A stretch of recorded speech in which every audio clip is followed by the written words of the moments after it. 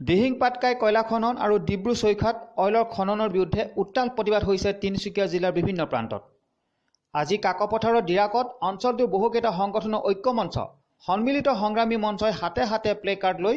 মানৱ শৃংখল কাৰ্যসূচীৰে তীব্ৰ প্ৰতিবাদ সাব্যস্ত কৰে। ৰাষ্ট্ৰীয় বন্যপ্ৰাণী বোৰ্ডে দিহিং পাটকাই অভয়াৰণ্যৰ অন্তৰ্গত হস্তিৰ বাবে সংৰক্ষিত বনাঞ্চলৰ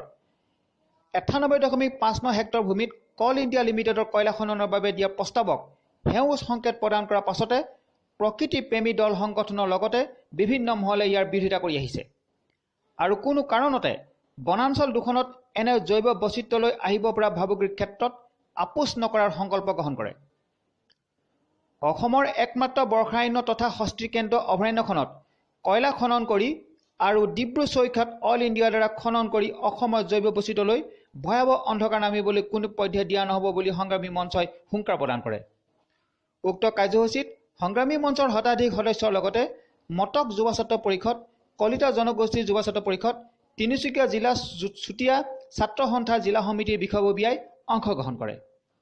কাকপথাৰৰ পৰা মন্টু গগৈ প্ৰতিবেদন, পাব্লিক প্ৰেছ।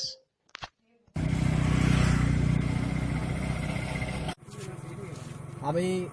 সন্মিলিত সংগ্ৰামী মঞ্চ কাকপথাৰ যি যৌথ মঞ্চ আমাৰ যোৱা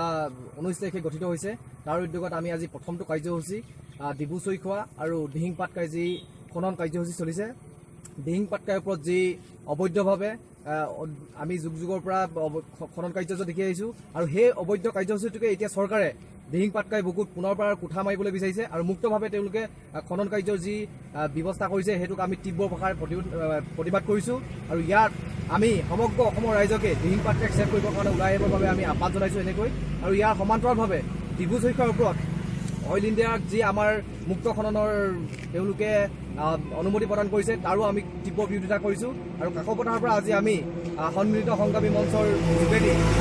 অসম চৰকাৰ তথা ভাৰত চৰকাৰক আমি এই কথাটো